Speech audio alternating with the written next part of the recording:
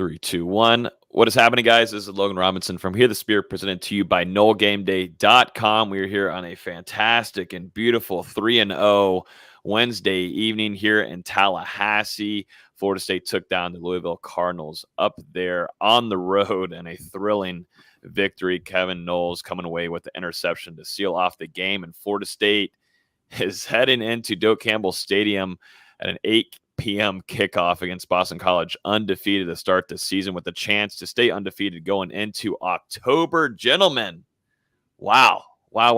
We should be in better high spirits than we are right now, but we'll get into a groove here. With me this evening is Dustin Lewis, our editor-in-chief at NoleGameDay.com, and Austin Veazey, our lead basketball writer at NoleGameDay.com. Gentlemen, how are we doing? How's the undefeated feel to you, VZ, because we didn't get to hear your reaction after the game, but how does it really feel to be undefeated right now?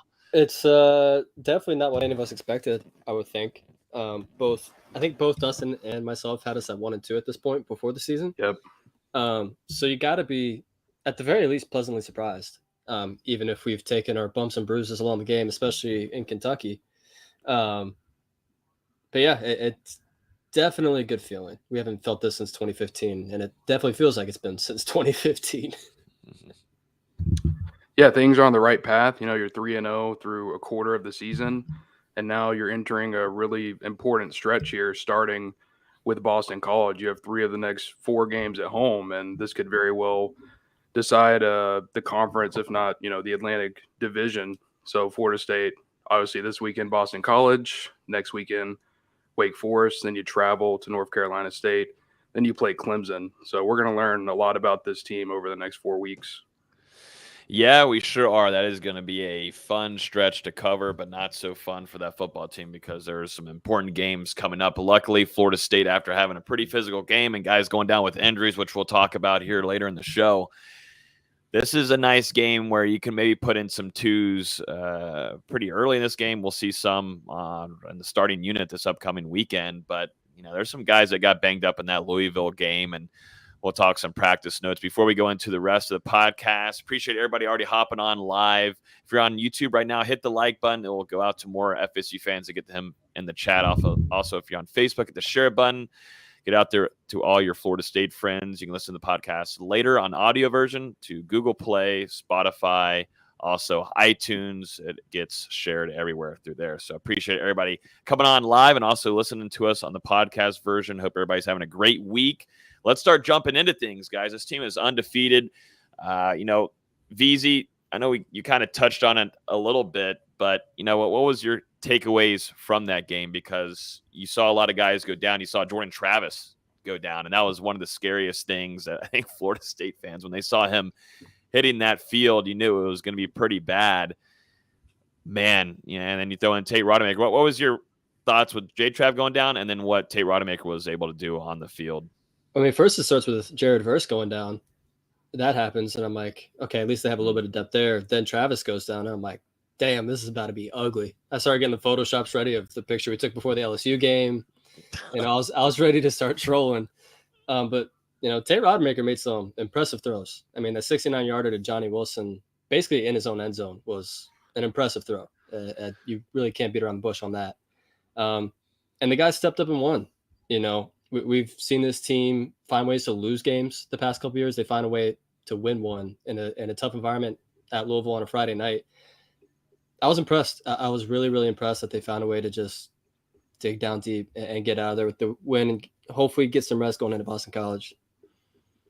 Yeah, considering the circumstances, that's one of the biggest wins that Mike Norvell has ever had at Florida State. Your starting quarterback goes down, your star defender, who has been instrumental in that pass rush, goes down. You're already without Fabian Lovett on that defensive line. Going to halftime trailing 21-14, and then, Louisville performed really well in offense in that first half. I know we talked about it on Friday night. I think they had 290 yards of offense in the first half, and then Florida State comes out in the second half and outscores them 21-10. Like you said, Austin Rodemaker made a couple great throws. Johnny Wilson made a couple fantastic catches. The defense made a few stops late with Kevin Knowles ending it. And I mean, it's just a heck of a victory for Florida State when you consider what it took. with so many guys going down. You have Robert Scott go down, Malcolm Ray gets banged up. A very valiant effort from a beat up Seminoles team. And I think we found in that second half, it was a little bit different for me watching the game because I was at a NASCAR race. I didn't have the best coverage, so I could only watch certain plays. But it felt early that they didn't want to run the ball as much as they should have. And then in the second half, Norvell's like, okay, let's get Trayshawn with the ball. Let's get Tofield the ball. Let's get Trey Benson the ball.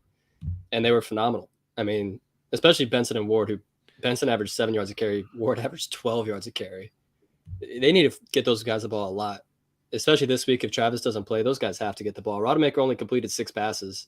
And, credit to him. I didn't think he was going to complete even 2 passes. But I think Florida State found what they needed to do. I'm surprised it took them so long to get to the running game, but once they did, I think the offense looked a lot more fluid, a lot more efficient. And I think that maybe kind of played into the game plan because Louisville knew they had to stop the run against Florida State. And you look at how they came out on that opening drive, play action to find a wide open Cam McDonald.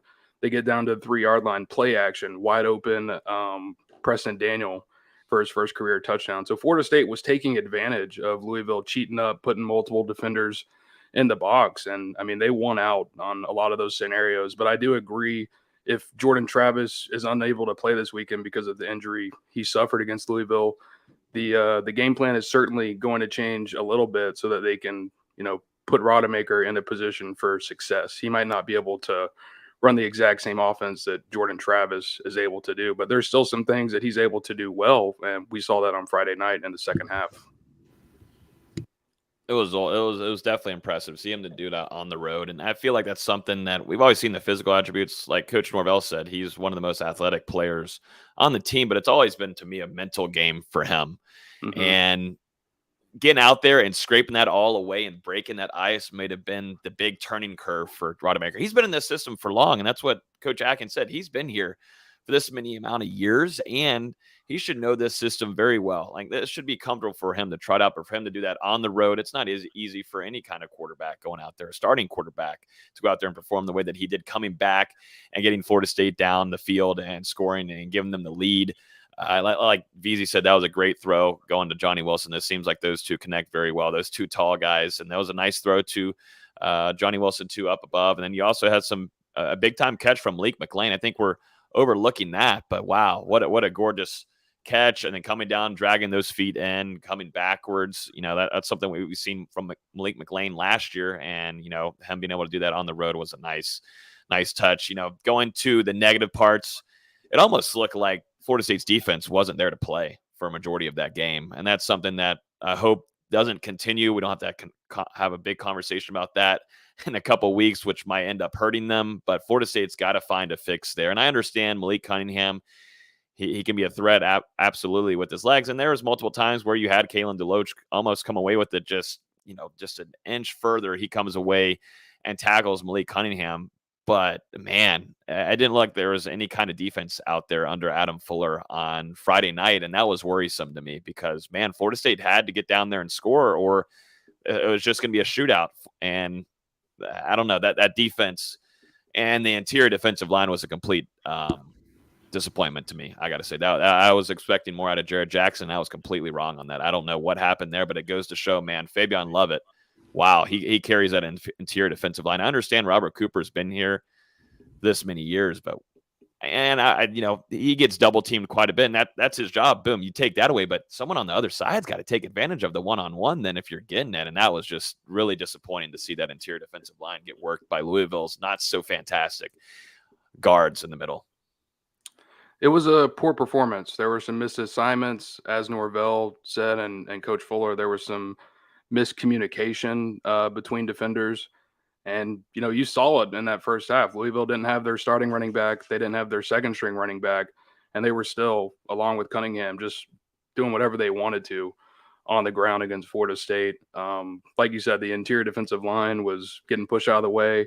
Even before Verse got hurt, there wasn't a ton of pressure off the edge. So, yeah, you're hoping for a better performance. You're hoping for Florida State's front seven to bounce back against a Boston College offense that doesn't look that great on paper coming in to Saturday night. But yeah, there's definitely some things to fix. There were a couple coverage busts as well where the corner was just too far off of the receiver, and it was just an easy throw, catch, first down for Cunningham to move the change. So it's a work in progress. We've seen what this defense can do when it's locked in. You look at the first half, the third quarter against LSU, they dominated the Tigers defensively, but ever since that fourth quarter, yeah, things have looked a little shaky. And now you're going against a Boston College offense that, what I have written down, number 115 total offense out of 131 teams in the FBS. This is a nice chance to bounce back for the entire defense. I also thought there was a little bit of lack of effort at times, especially when Malik Cunningham started taking off of the ball. I started to see a couple defenders, give up on the play a little bit early, and that stuff matters, especially against a quarterback as dynamic as Cunningham. He's going to tear you apart, and he tore Florida State apart early. A couple rushing touchdowns, had that one passing touchdown, finally ended his streak there on the season. Just got to see a little bit better defense. Obviously, coaches can only do so much to put them in position. At some point, guys just got to show the effort to make the plays. I feel like that just went with Louisville's tempo, because if you watch that game, whenever they had a positive run or a completed pass, I mean, man, they were on the ball and snapping it quickly. Some of those drives where Florida State was able to get a tackle for loss or an incompletion early, like the very first drive of the game, put Louisville out of rhythm. They're not able to do that hurry up, which I thought was one of the main things that Florida State struggled with. It's going so fast. One thing that Florida State, hurt themselves in, it was in the kicking unit there. Ryan Fitzgerald missing those field goals puts Florida State in a tough situation. Obviously, you want to put points on the board, but then you also add on field position. Norvell talked about it in the press conference on Monday when I was there, and he said, we're sticking with Ryan Fitzgerald. And another reason for this is you're going to go to a walk-on kicker after that. Florida State doesn't have two field goal kickers that are on scholarship here. So that's not a type of situation where you're competing on the back end where you had Ricky Aguayo and Logan Tyler going at it. No, you've got one right now, and that's what Mike Norvell said he's going with. And that's some Florida State, hopefully, with Ryan Fitzgerald. It's another mental thing with him. We've seen him do it before. It's just consistency. And, these are some small kicks, man. And we've seen him do it before. Hopefully he can get on the right path starting and Doak on Saturday, because you're at home.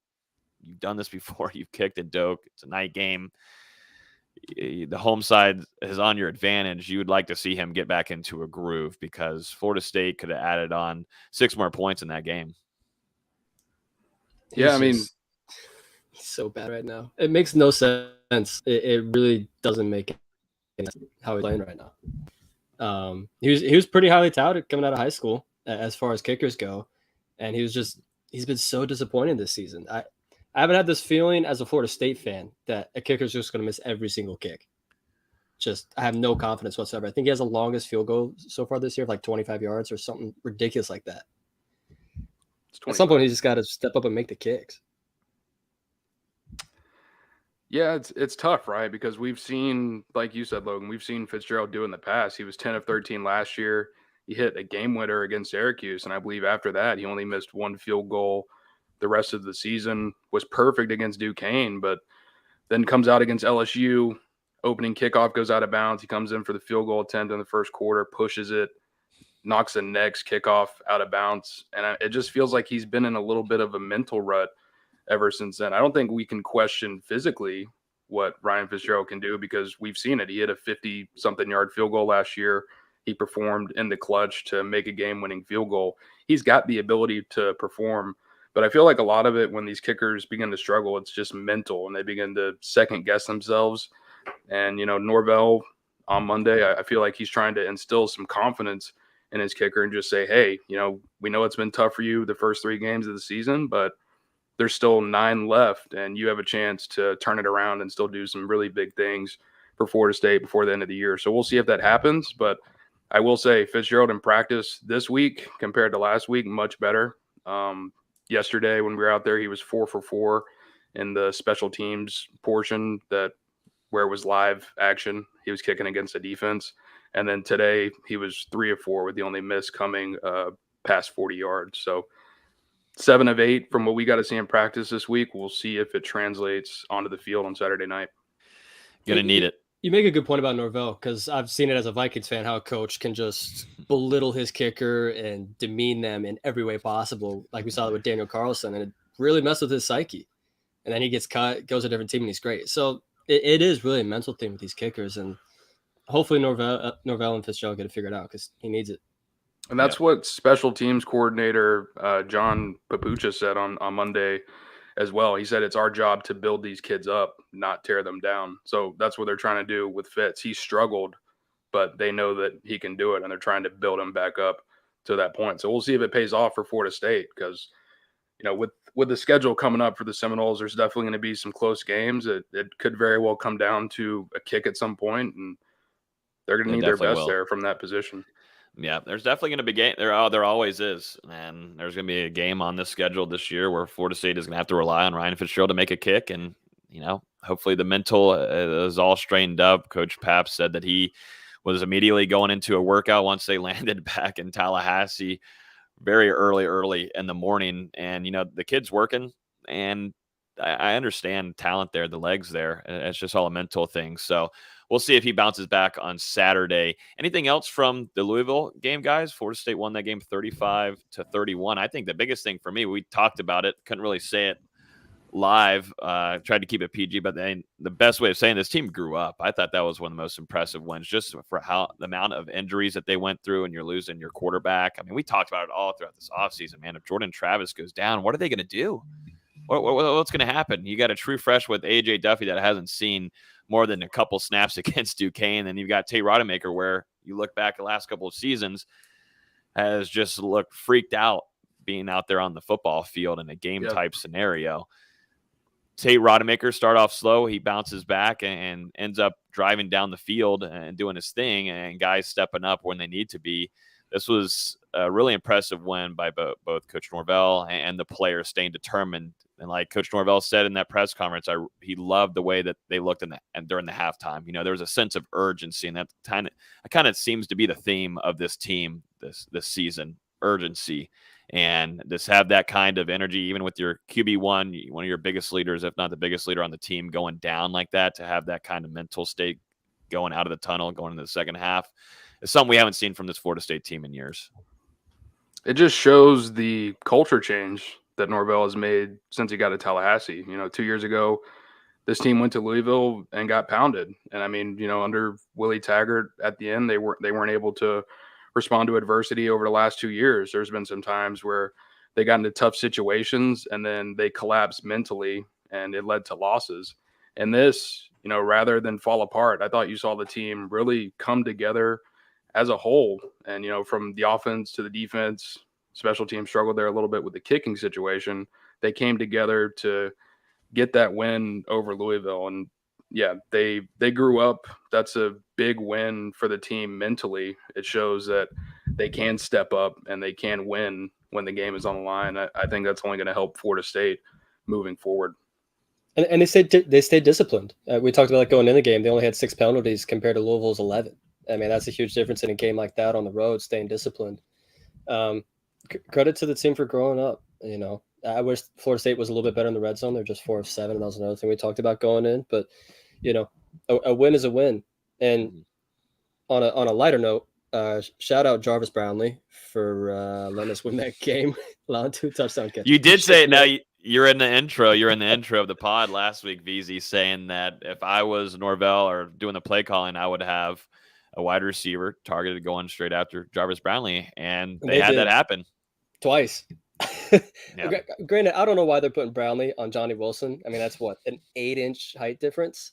Like, that's just asking for something not bad fair for anybody. Yeah, and they went from it early on. Rewatching the game, very first drive, whenever Jordan Travis rolled out and threw that ball on a full sprint, hit Johnny Wilson at the goal line with Jarvis Brownlee on him. So, I mean, from the get-go, that seemed to be part of the game plan. Mm-hmm. And at least Wilson was making the catches. We talked about in the LSU game how he had those missed opportunities. He really turned it around in this game. Tough catch on the goal line, like you just said. And then that corner fade on third down, Rodemaker threw it probably a little harder than he should have, and more of a line drive that you normally see on a fade. That was an impressive catch, getting that foot in bounds over Brownlee. Mm-hmm. Yeah, I'm glad you brought that up because it also happened in the Duquesne game, and that slant route that Johnny was in there for, the ball is right there, dropped it. Then you go to LSU game, drop. But, we just need that one thing to hopefully fix it and break that ice. Seems like for a couple players, that is a much needed, guys that haven't had a lot of experience in this system. But, good to see Johnny going. And, I it kind of put himself on the national spotlight there too, but you got to build consistency. So we'll see if he continues to do that. But he is, like we've talked about in the spring and in the fall camp, he's not just a threat in the red zone. He's a threat everywhere. And I think a lot of defensive coordinators are going to start figuring out that, yeah, he's got size, but he's also faster than you may think. So a great throw there. And to that point about Wilson in the back end zone catch, we talked about why are they throwing, corner fades to Micah Pittman in the LSU game. Here you saw it with Willie McClain and Johnny Wilson using that high tier advantage, especially against a shorter defensive back. Yep. It worked out to their advantage for sure. Shout out to Dugans, man. The donk, baby. Hold up now. Hold up now. That. We'll see. He was having a good time at practice this week, and I mean, how can you not? These practices have been a lot more happy for Coach Dugans, I will tell you, than the last couple. He's already had 2 receivers go over 100 yards this year. I mean, man. Yeah. Good. I mean, I personally pull for Dugans. I think just from looking back, he's a former Nole and won a national championship at Florida State. How do you not pull for the guy?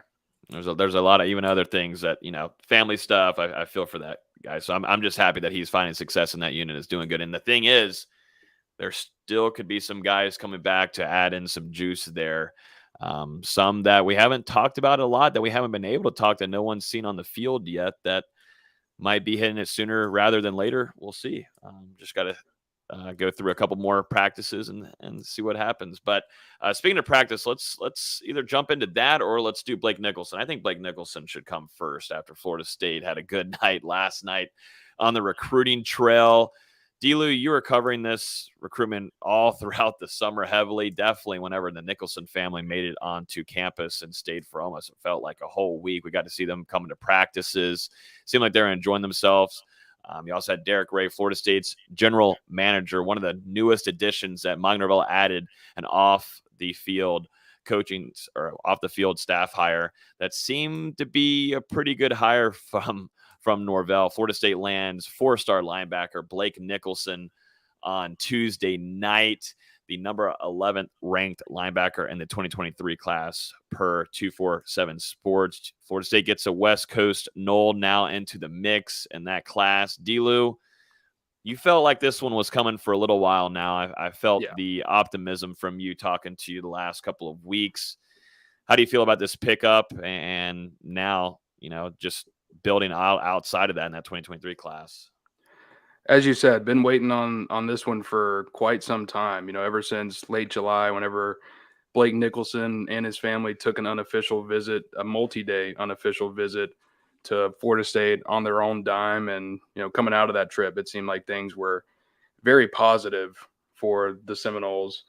Oregon, they tried to make a late push, hosted Nicholson over the weekend in their win over BYU for an unofficial visit to try and get back in the fold. But Florida State, they shut things down over the last 24 hours leading up to the announcement. And last night, Nicholson and his family, live announced that he will be committing to Florida State. And, this is a huge pickup, moves Florida State back into the top 20. They're number 19 now, according to 247 Sports, 15 commitments. 10 of those fall on the defensive side of the ball. Nicholson, second linebacker in the class, along with 3-star DeMarco Ward. And I mean, really, he's just a darn good linebacker prospect, athletic, can move from sideline to sideline, has the prototypical build that you're looking for in a linebacker in this day and age. And then, when I say athletic, this is a guy who's playing both ways at the high school level. He's a productive linebacker, but he might be an even better running back. Looking at his stats through 4 games as a senior, 54 rushes, 872 yards, and 10 touchdowns, along with 4 touchdowns through the air. So Blake is doing it all over there for Manteca High School. And Manteca, that's a big reason Florida State is involved in this recruitment. General manager Derek Ray, from the same area, has been recruiting Nicholson for a while. I believe his first Power 5 offer was from Oregon State, which was where Derek Ray was at before he was hired by Florida State. So he's developed a great relationship with Nicholson and his family during those visits to Tallahassee, constantly attached at the hip. And then from there, linebackers coach Randy Shannon, head coach Mike Norvell have done their job as well. And, it says a lot for Florida State to offer a kid from the West Coast in May, host him for an official visit, the very first time he's ever been to the state of Florida the following month. You get him back a month after that. So he's only been to Florida 2 times in his life now. And he goes ahead and commits to the Seminoles over Oregon and UCLA, who had both offered before FSU. So I think it just shows, the relationship with Derek Ray was a big point, but as well as the rest of the staff and the ability to make him feel comfortable with the scheme and to go so far away from California, shows a lot about what this program is building under Norvell. And this is a big recruiting win for the Seminoles. I think for Florida State, we talked about it all offseason, guys. They were doing everything right. They build these relationships really nicely, and they do that. They get to that point to where these guys are in their top 3. Even they come in second. They came in second place. A lot of these guys, Florida State, coming in second place quite a bit, but all it took was getting some wins, man. If you get wins like this, it's going to translate into commitments, and I think one of these helped a ton with that. And you also see the improvement, I think, too. Don't you think D-Lou was seeing Randy Shannon, what he's been able to do with these linebackers? I mean, if you look at Deloach and Tatum Bethune, how they started the season, also with DJ Lundy, you've seen the improvements there also.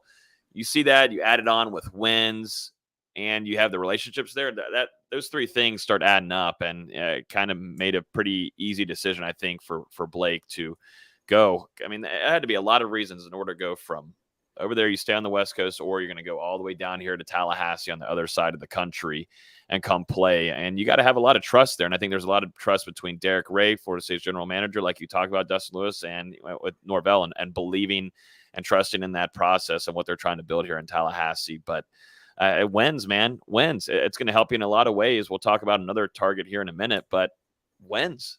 It gets to the point to where you just got to get some wins in the record column, man. We talked about it all spring and all summer that Florida State, or recruits, wanted to see Florida State proven on the field, because of Mike Norvell's first 2 off seasons, 2020 and 2021, they did really well on the recruiting trail leading up to the season. I mean, you have to remember, you had Luke Altmaier committed, then the season started. Florida State didn't do so well. It was COVID year, so you couldn't have visits. So he decided to stay home with the safer option in Ole Miss. Last year, you had Trevion Williams, also from the state of Mississippi, Travis Hunter, a couple other guys as well who were committed before the season. You got off to the 0-4 start, got a little shaky, and they jumped off the ship.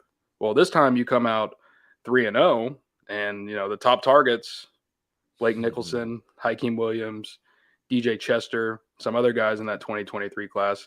That's exactly what they wanted to see from Florida State, because the relationships are there. Florida State, as you said, Logan, they do a really good job when it comes to recruiting. And when they get these guys on campus, a lot of recruits come out very impressed with their experiences at Florida State. So it just takes success on the field as well. The NIL stuff plays a factor now in this day and age. Hopefully they'll redo the law next year or however it works. So that'll be more effective in the state of Florida. But Florida State's doing a good job right now. If they can keep putting wins together, it's going to pay off more in 2024 than 2023. But they're still in line for some really good players to finish this class out. Yep, you're not wrong. So another one, wrapping up Blake Nicholson here, moving on to even bigger big time name here that Florida State fans know very well, and just because of the relationship that they built here in Tallahassee. Hakeem Williams, 5-star wide receiver in that 2023 class. We've seen him a few times come onto campus. Also, there attend a few of the practices. Just looks like naturally comfortable around the staff right off the bat. Very close connections, wide range across that whole entire staff. But Florida State and the mix here and that top 2, in my opinion. But it's going to come down to Florida State, Texas A&M, Miami, Pittsburgh. The commitment's happening on Friday at 2 p.m. He'll be doing a live stream for that also, and we'll have full coverage all around that one too. It could be a big time week for Florida State Seminoles on the recruiting trail. What are you hearing, D-Lou? What are the birds chirping out there whenever you wake up in the morning? What is the cellular device telling you with a few things? Because I think Florida State has put themselves in a great spot. Most recently, if I am correct on this, was at the LSU game. Yep. Am I wrong on that? Okay, so You're correct. at the LSU game. Got to see that win. Obviously, starting the season off 3-0, and I talked about this one for a while now for Hakeem. Win. And then they've done that now. They've done that now. You're still competing with Jimbo Fisher and Texas A&M over there, but you've done everything imaginable and the best that you can at your ability to put yourself, if you're advertising to Hakeem Williams saying, man, adding a playmaker to this offense, what could it do? It could be special. Yeah, if you would have asked me in the spring or early summer about Hakeem Williams and Florida, I was telling people, I was like, I don't think there's any chance that this works out. Florida State's doing a good job, but I don't know that they're actually going to get his commitment. Well, something seemed to change this summer. Obviously, Hakeem Williams, he came by for a multi-day unofficial visit to Tallahassee. Got the chance to check out a couple preseason practices, hang out with the coaching staff, which Ron Dugans, Norvell are two of the guys leading the charge there, and they've both done an exceptional job. Hakeem and Dugans have a really good relationship. So somehow late in the summer, Florida State, the momentum started to go back towards the Seminoles, and that's kind of carried now into the season, at least from what I'm hearing on my side of things. As you said, went to LSU, went to New Orleans, watched Florida State defeat LSU. Then he was on, I believe it was an official visit to, maybe it was an unofficial, either way, a visit to Pittsburgh for their loss to Tennessee, and then this last weekend in Texas A&M to watch the Aggies defeat Miami, which from what I heard, Texas A&M pushed really hard for Hakeem to commit before he left College Station. There was a big meeting with Jimbo Fisher in his office, and they were really trying to get that commitment to shut this down before this week, but Hakeem did not relent. He's going to go ahead and commit on Friday. And at least from my understanding is he's not going to inform any coaching staff of his decision prior to announcing it live. So they're all going to have to tune into the live stream just like us to figure out where he's going. As you said, Logan, I do agree that it's between Florida State and Texas A&M right now. Those are the two schools with the most momentum. Florida State feels really comfortable with where they sit at this point, especially with the relationships that they've developed and the time that they put into this recruitment. And then you look at the offense, they've showed those signs that Hakeem Williams wanted to see. They've won games. The receivers have produced. So FSU has done everything they possibly can to win out here. Me personally, I do have the Seminoles taking it on Friday, but even if Hakeem does commit to Florida State on Friday, this one isn't over. Alabama is still trying to get involved. Texas A&M is supposed to host him later in the season. Florida State will get him back for an official visit in November against UF. And he also, from what I was told, he also might be in Tallahassee on an unofficial visit for the game against Clemson. So, like I said, Florida State has done everything they possibly can to win out with Hakeem Williams, and I think they're going to on Friday. But it could very well change with the way NIL and things are these days when it comes to these elite 5-star prospects. But if Mike Norvell and the Seminoles do pull this off, I would say it's the most impressive commitment that he's gotten so far, especially if they can take it to early signing day and get that signature. Oh, and real quick, true freshman linebacker Omar Graham, we have to mention that relationship as well, because relationships play a big part in this recruitment for Williams. And Florida State has one of his best friends, a former high school teammate, and Omar Graham Jr. right there on the roster. And every time that Hakeem is in Tallahassee, those two are hanging out and chatting it up. So that's another thing that plays in Florida State's favor going into Friday. Yep, and you stay in state. I understand Miami's in there a little bit, but Florida State's way ahead of them in this recruitment.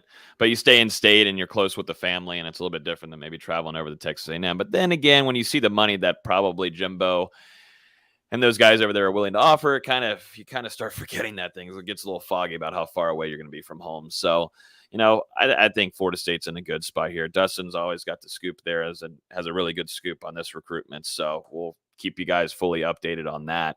I just think Florida State's put themselves in a great spot. The wins are on the table, and they could use a nice playmaker on the outside. Florida State has missed on 2 of them, and it's, one of them was kind of out of their hands with Dustin Hill. I thought that was going to be one of the next best playmakers of, Florida State. Is going to have a solid career. You don't get Dustin Hill, and then you also don't get Travis Hunter. 2 names that brutally, it hits hard. Could you imagine you add those 2 onto what you've already had? I won't even bring it up. But, just two tough losses. Hakeem could come in and save the day. And you look at a bright future for what that wide receiver room could look like going into next season and what they could do still on the recruiting trail. There was a question here too about Jaylen Brown. That's another recruitment that I don't think is fully over yet on that end.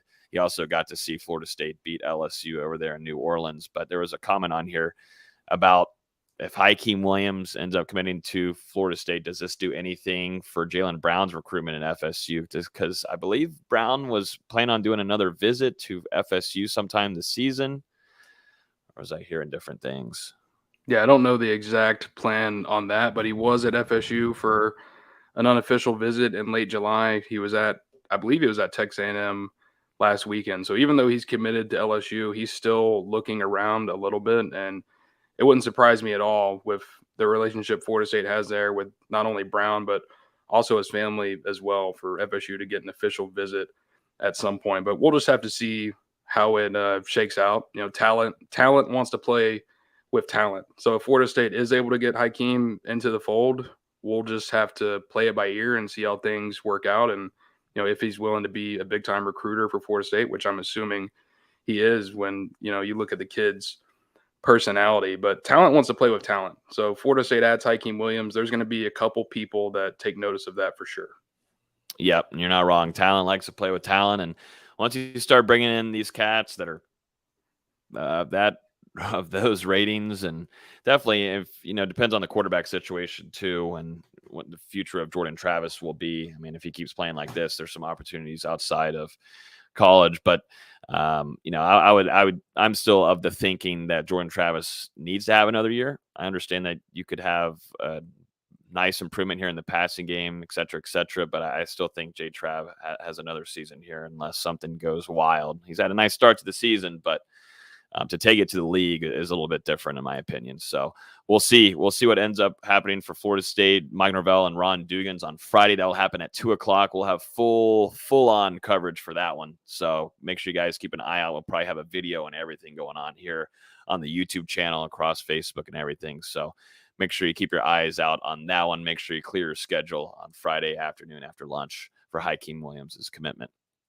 Let's jump into some practice notes before we jump into some quick little notes on the NFL Noles after this past weekend.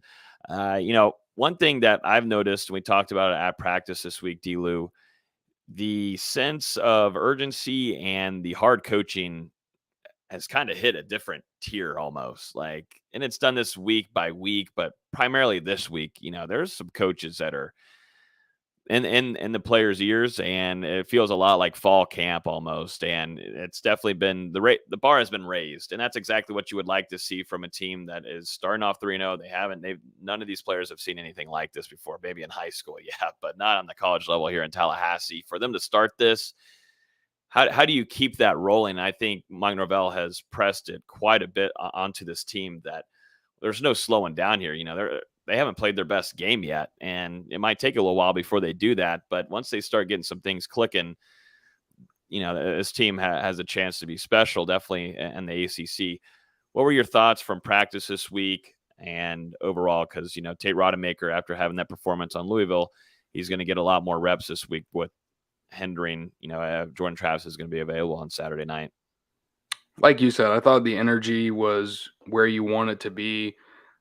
For the players, but then you look at the coaches, Mike Norvell, Alex Atkins, Odell, JP, those are Dugans at times, Coach Fuller, those are the guys that come to mind. But I mean, man, the intensity was cranked up a notch this week. The coaches were just getting after these guys. And I think it just comes with, this program hasn't gotten off to a 3-0 start in 7 years. It hasn't gotten off to an undefeated start like this under Norvell yet. since he's been in Tallahassee. You don't want to lose this. You want to bottle it up and take it as far as you can. So they're just pushing these players. They don't want them to relax. We've seen the results of the last 2 years, and they want to change this thing as much as they can. And credit to the roster for responding. I thought it was 2 very intense physical practices. The offense wants some plays, the defense wants some plays. It wasn't dominant, one-sided either way. It was a pretty good week for Florida State. And like you said, Tate Rodemaker, very sharp. You could tell that his confidence from Friday night carried into the practices, but at the same time, now you have Norvell and Coach Tokarz being a little tougher on him, because he might play a bigger role on Saturday night than he has so far at FSU. So he made a couple mistakes, but he was able to respond and make some really good throws. Especially, I thought yesterday he did a really good job, but today he was solid as well.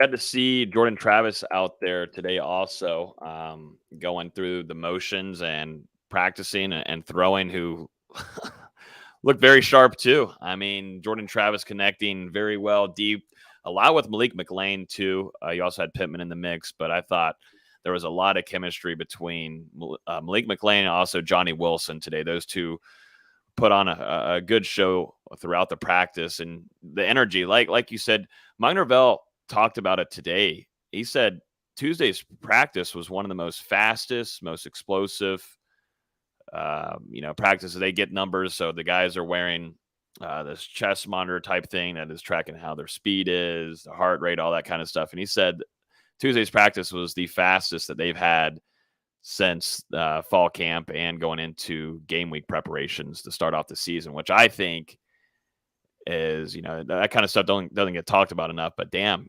this team isn't slowing down right now, and I thought that was really impressive. But Jordan Travis, how about him, man? Get practicing today, throwing, and just looked like nothing happened on Friday night almost.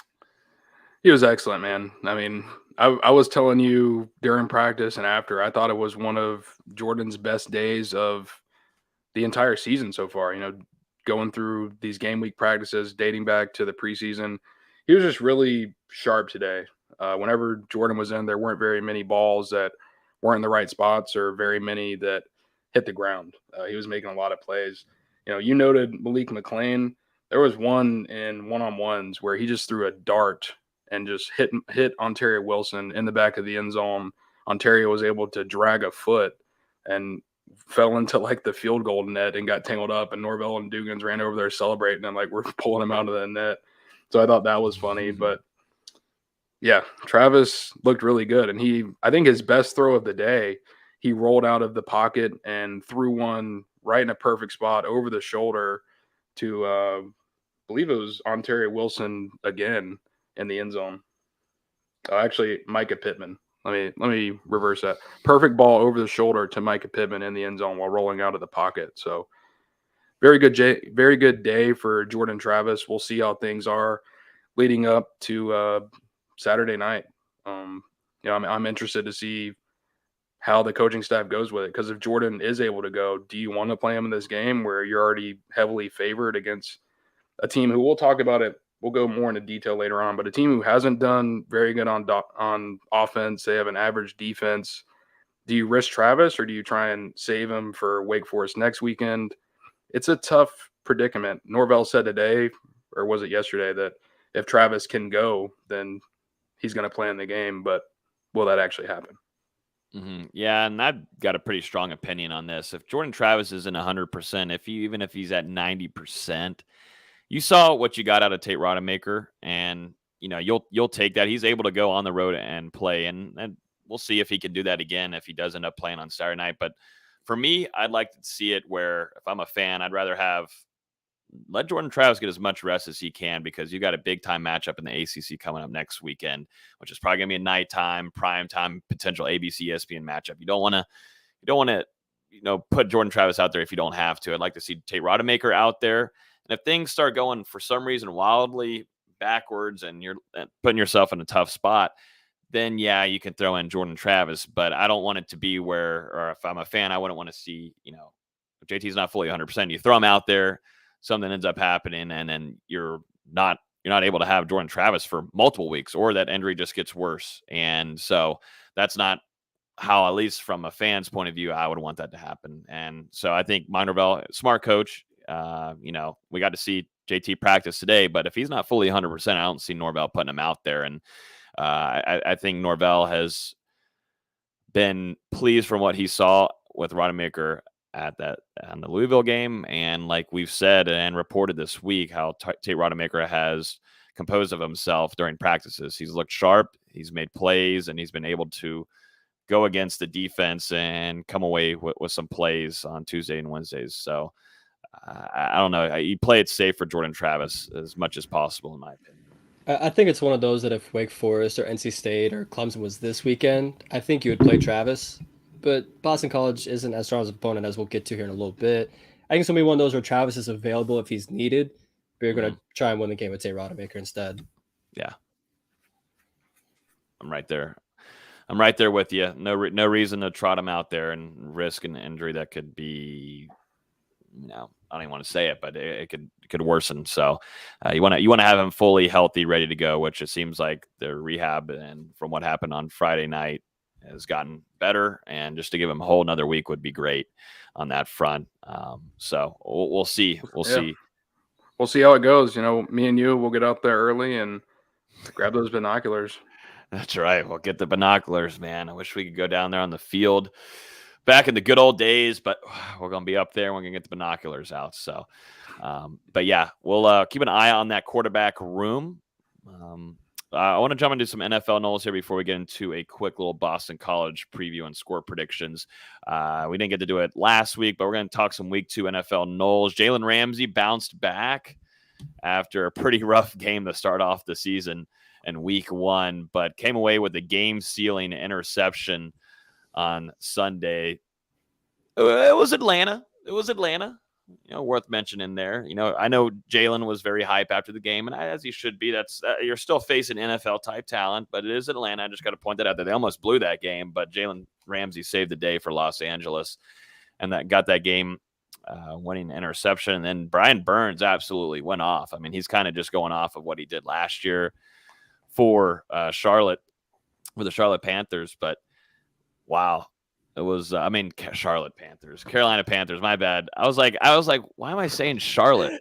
I'm thinking like Charlotte Hornets for some reason. But yeah, the Panthers, 2 sacks came away with in that game. Ultra impressive from him. Also had 2 tackles for losses, 4 quarterback hurries, and 4 solo tackles. So Brian Burns going off. Jameis did not have a good weekend. Not a good weekend. Kind of felt like the last year of Bucks Jameis there with the 3 interceptions, 1 being a pick 6 to Mike Edwards, the Bucks secondary safety.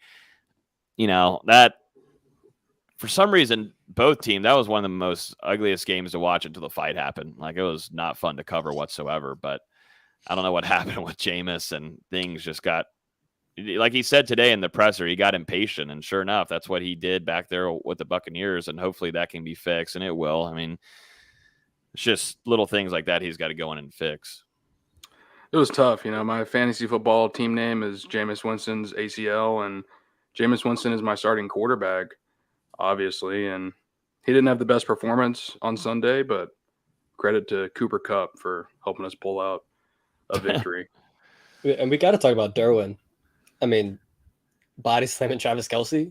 It's not an easy man to suplex. Maybe hit of the year in week 2. Yeah, we've seen it before. We have seen it before. He did it. He did it to who? Brissett? Yeah, NC State's quarterback. No flag this time though. Yeah. The first one was a BS flag, anyways. But that was a great play. It was funny hearing Travis Kelce talk about it on his podcast today, because he has that podcast with him and his brother Jason. It was pretty funny because he's like, as soon as I got in the air, I started laughing. Yeah. So just a good play by him. He's probably never been picked up like that from a DB. Let's be honest. No. There ain't no way in hell anybody. Maybe no one. I mean, it's a big dude.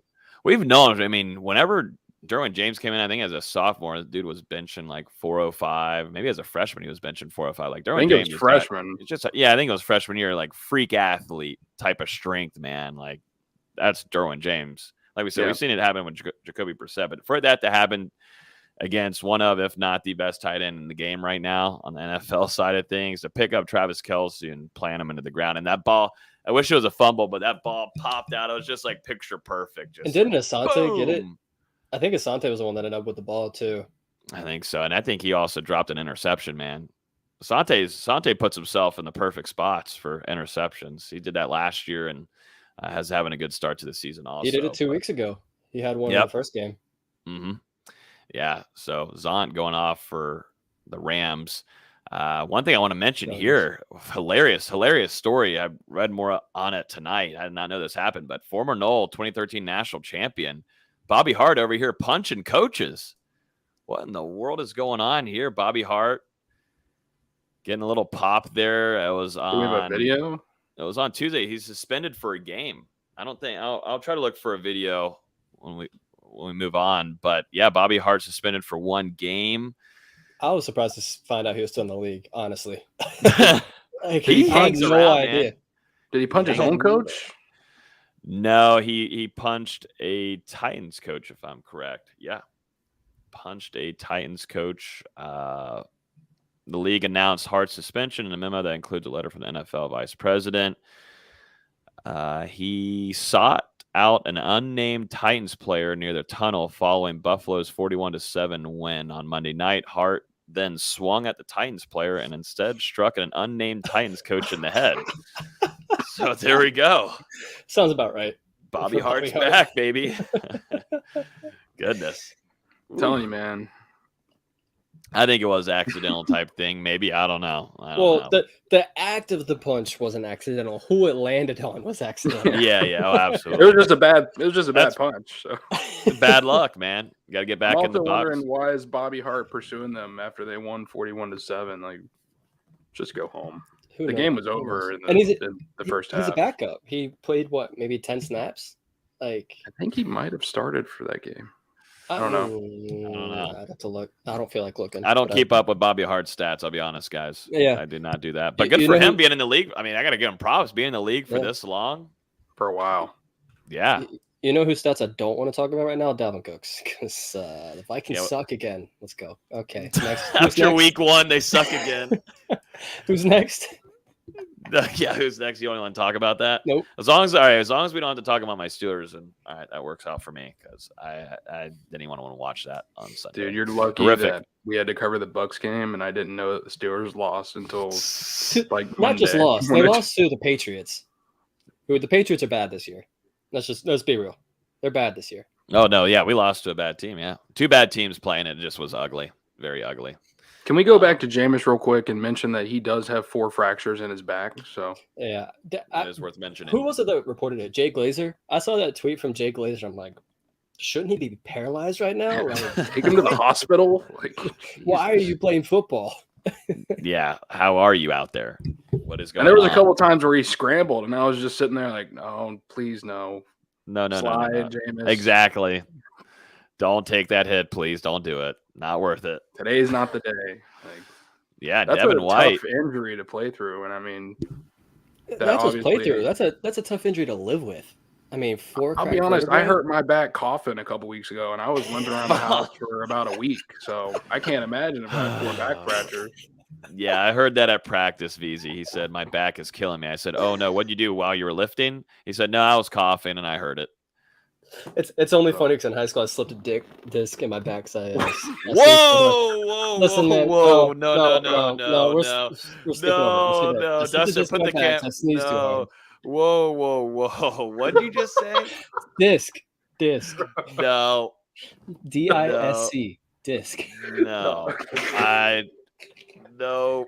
Put the camera on. BC preview. Yep. Put the camera on, please, Dustin. Let's disc. Let's move on from this. Disc. Let's move on.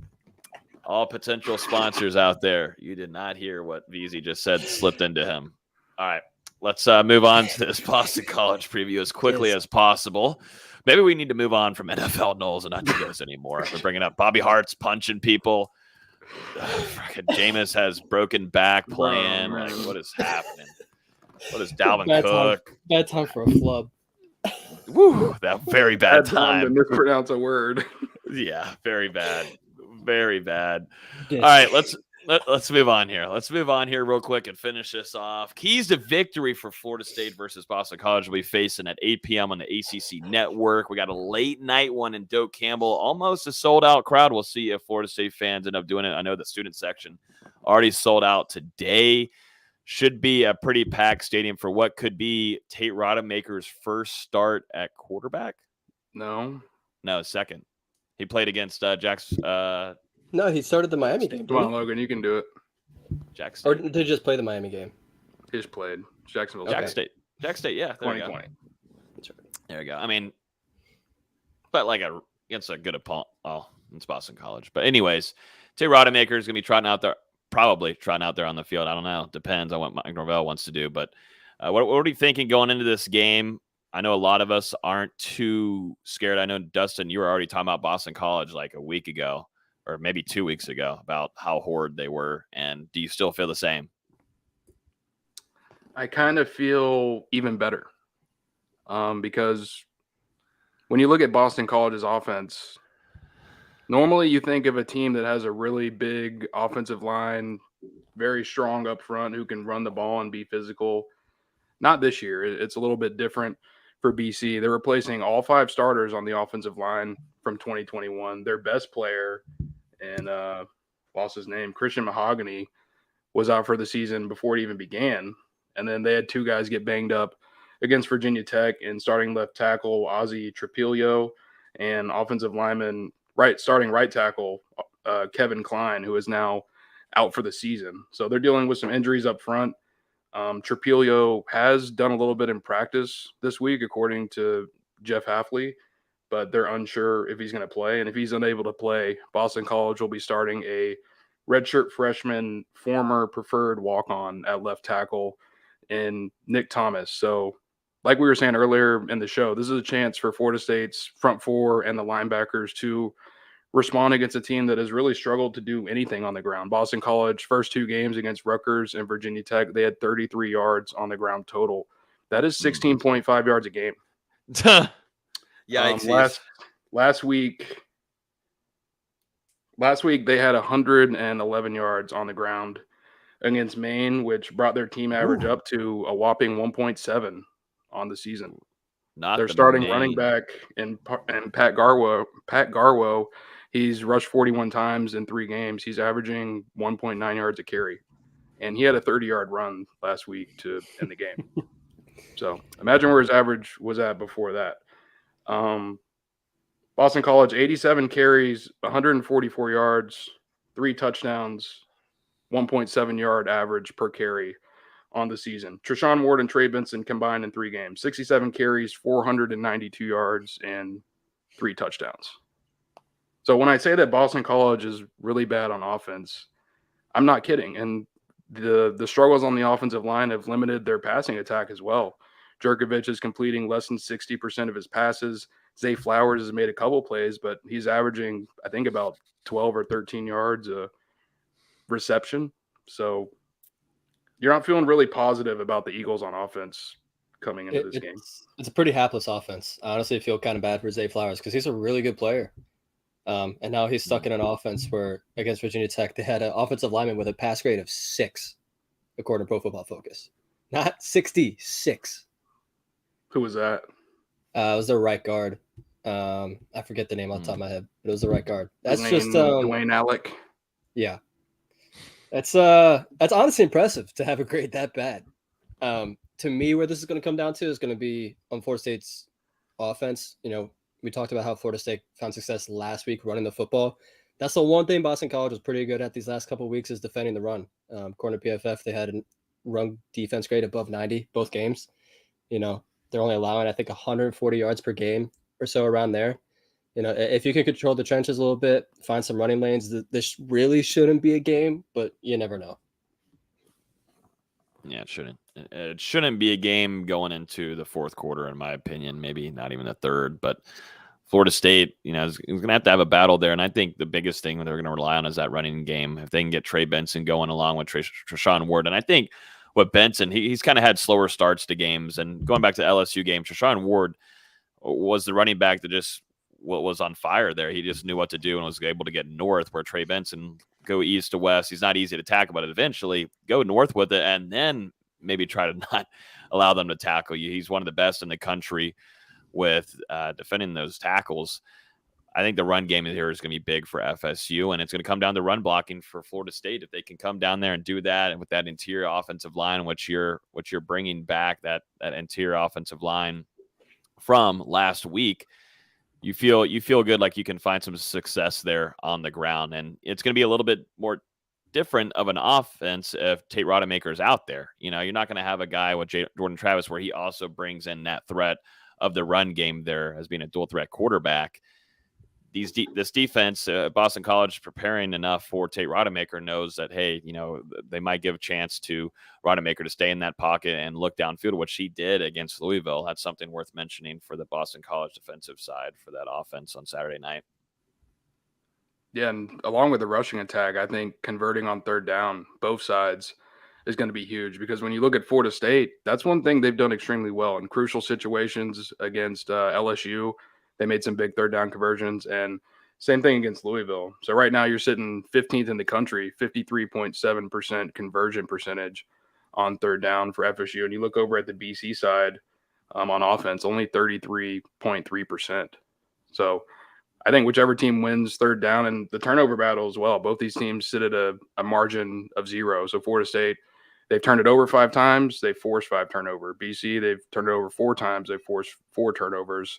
And a game like this against, for BC, against maybe they're a little bit overmatched coming to this game, turnovers are something that could flip the margin very quickly. So Florida State, they're going to have to play a clean game. We don't know who exactly is going to come out at quarterback just yet. I mean, same thing with some of the guys on defense as well, but they're going to need to be sharp and ready to go. You can't overlook this opponent. Similar to last week, they're going to stay disciplined. That's one thing you can't do against an inferior opponent, is give them, free penalty yards. And like Dustin mentioned, free turnovers. If you let them get good field position, whether it be, missed field goals, fumbles, picks, whatever, that just gives them any kind of life that they don't need to have. And even as okay as Boston College has been the last few years, Florida State still found a way to win the last 3 games against them. So hopefully they're not overlooking this opponent with the daunting stretch after this. But we've said enough. This really should hopefully not be a game heading into the fourth quarter, but you never know. No, it shouldn't. Jeff Hafley, Boston College's head coach, talking about Jordan Travis, saying Travis is much improved. I think he's playing as well as any quarterback in the ACC right now. Rodemaker came in and looks like he has good size. On third down, he took the edge and looked pretty fast. So obviously, we got to prepare for him running as well.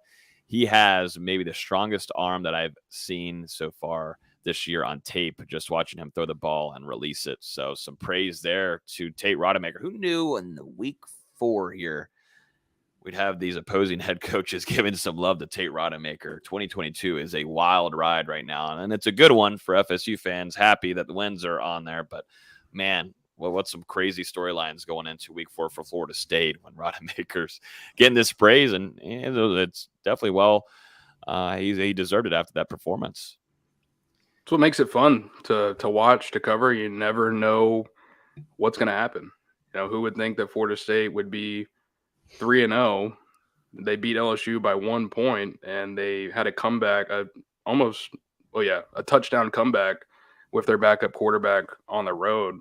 It's been a roller coaster of a season so far. There's been some trying times. There's been some positive times, but the most important thing is Florida State has stayed undefeated through it all, and hopefully they can do that again on Saturday night.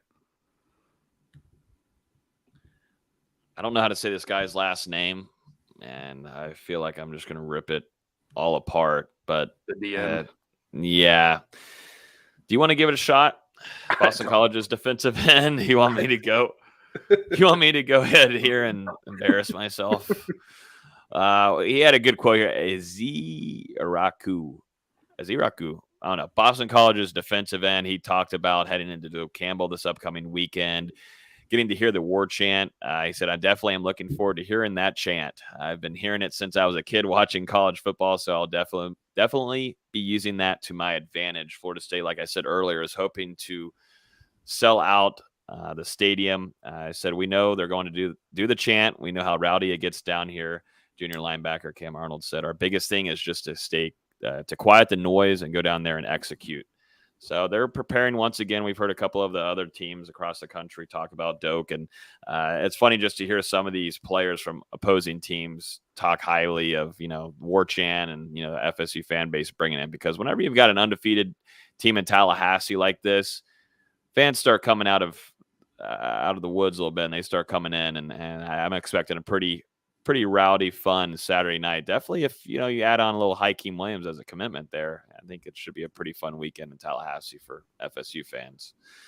And there will be some recruits in the stands as well. That's right. A good amount of them, supposedly. Who needs to have a big game for FSU, guys? It can be a player or players. Who needs to have one or two specific players, or just one? Who needs to have a big game on Saturday night to face the Boston College Eagles? I'll take the cop out, and I'll take the running back room. Trayshawn Ward, Lawrence Toafili, Trey Benson. Find those running rooms, or find those running lanes. Alleviate the pressure on Ted Rodemaker, or if it's Jordan Travis who plays, give him a little bit of a breather. If the running backs can average what they've been averaging, 6-7 yards a pop every run, then it's going to make this a much easier game for Florida State. And hopefully, at 10:30 or 11 o'clock, when we're doing our instant recap, we're just sitting back, having a good old time instead of stressing out like we have the last two games. For me, it's got to be Florida State's interior defensive line: Robert Cooper, Jarrett Jackson, Joshua Farmer. You don't know yet if Malcolm Ray or Fabian Lovett will be available to go this weekend. We'll have to see how things are Saturday during pregame. But Louisville, we talked about it. Really good job running the ball against FSU last weekend. They had 252 yards on the ground, and it just felt like they were getting the push they wanted up the middle all night. As we mentioned, there was some defensive miscommunication, some missed assignments, some missed tackles there in the middle by those interior defensive linemen. So going against Boston College offensive line that doesn't have a ton of chemistry with one another, that's been beaten up, that's been beaten down by the three teams they played so far. Florida State, that front four, they need to take advantage of it, bounce back, and get ready, because it's going to get a lot tougher after Boston College. For me on Saturday night, I'm going to go with Derek McLendon. I think with, uncertainty of having Jared Verse out there on the opposite side, the availability, we do not know yet, but just looking at the injury that we saw against Louisville last weekend, it just doesn't seem like he'll be available to play, in my opinion, on Saturday against the Eagles. I got to go Derek McLendon. He's a veteran guy. He's turned into a pretty vocal leader. If you guys have not seen some of the videos that Florida State have been producing, which have been absolutely incredible this year. Shout out to the creative team at Florida State. But I got to see a big game out of Derek McLendon. I do. And, I think on the opposite side, you'll see Pat Payne jump in. And, I'm not relying too much on him, not putting a whole ton on him. I'd like to see a good performance out of him, but I'm putting a lot on Derek McLendon to have he's got to have a big game, because getting over to Jurkovich is going to be key. And Florida State was able to do that last year quite a bit and get to him with Jermaine Johnson and Keira Thomas popping him a few times. But going into this game right now, you're relying on one vet at defensive end. And I know you've got Leonard Warner there in the depth mix, but it comes down to D-Mac, and I think he's got to have a big game on Saturday night in order for Florida State to get rid of the Eagles' offense. One thing to remember, Boston College starting quarterback Phil Jurkovich, 6'7", around 240 pounds. And I remember last year up in Boston, whenever Florida State won 26-23, there were multiple times, like you said, Keira Thomas and Jermaine Johnson were able to bring him down in the end. But there were a couple times where Florida State got to Jurkovich. It looked like it was going to be a sack. And, I mean, the dude is just built like a truck. He's just a giant dude, and was able to get out of a couple of those and gain some Big Ben-esque. Very Big Ben-esque. Positive yardage for Boston College. So it's important this time, especially, if you're missing one of your best pass rusher in Jared Verse. It's very important for the defensive line to bring Jurkovich down on the first tackle. Don't let him break and do something stupid. And they've given up 8 sacks already this year. You I know, think 12. I think PFF had 8, whatever. I've got 12 on ESPN. Every website's different. That's kind of Why can't we idiotic. all be on the same line here? Sorry. But I think part of what I was going to lead into is you're not facing as good an offensive line as last year. So even when Jermaine Johnson and Kira Thomas were breaking through, you know, it was seldom. I think you're going to see a little bit more of it this year. Hopefully, it's just consistent pass rush, and finally Jerkovich is just like, man, okay, I get it. Yeah. We're going to find out. We're going to find out real quick, though, if Florida State can get over there and cause some havoc. Before we go into some score predictions, make sure if you're on YouTube right now, hit the like button before we jump into these. It goes out and helps get some more viewers from Florida State fans. We don't want any of these Miami fans in here because they sometimes creep onto YouTube because they have nothing else to do after their no touchdown of anything this past weekend. Don't have a home game to go to. Yeah, that is true. That is true. But hit the like button if you're happy to not be a Miami fan. How about that? How about we do that? That'll make it pretty easy. But appreciate everybody hanging out with us this evening. Let's jump into some score predictions for Florida State's matchup against Boston College. What did I remind you of? With the Miami comments. Did you guys hear what Tyler Van Dyke said this week? That's what I was kind of jabbing at. Yeah. He prefers to play on the road because Miami doesn't have a game day atmosphere. It does suck. That does suck. I mean, he's saying what's been known for 10 years. It's not a surprise to anybody. I'm glad he's honest. That's for sure. Yeah, I'd have concerns about it if he came out and said, yeah, man, we have a great atmosphere. You know, the fans show up every game. Yeah, sold out every game. You know, there's not an empty seat in the place. I'd have concerns if he said that, but he was honest. Credit to him. Yeah, he sure was. Let's drop some score predictions. I wouldn't think I went first last week. It should be turned around now that they've had 3 games. I think it's me, right? It might be you. Yeah, I think it's me. You or me. I don't know. Yeah, I'm pretty sure it's me. What's your record on the season? 2-1. 2-1, not bad. I was pretty surprised to see the line open at, what was it, 16.5, 17.5? It's a 17.5 now, 16.5, I believe, when it started. Yeah, I feel like anybody. I was a little bit surprised to see Florida State open as a 3-score favorite over, you know, an ACC team. Then you look at the stats and realize very quickly how bad Boston College is. It's tough. If Jordan Travis was playing this game, I honestly think we'd win by 20-24. With it possibly being Rodemaker, I think it's gonna be a little bit closer. I still think Florida State wins by at least 2 touchdowns. I'll say Florida State 31, Boston College 17. Okay. Make sure everybody too in the chat, like we do every week, make sure you're dropping in your score prediction in the chat so then we can pull them up on the stream. But D-Lou, go right ahead. That is close to my score, Austin. A little too close. I'm a little really all of our scores have been close. Like I'm sorry to interrupt, but all of our scores are always close. We're keeping it nice and tight this year. And we don't talk about it. Like we don't talk about we don't the podcast. We never talk about the production meter or anything. These are all organic. This is all organic. Trust me, we don't go into a lot of production before it anyways, but this is all organic.